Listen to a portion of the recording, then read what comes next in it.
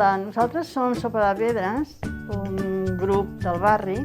L'objectiu és fer denúncia i difondre les causes que provoquen la pobresa a través de xerrades, de difondre en les xarxes socials i també fent costat a la taula social.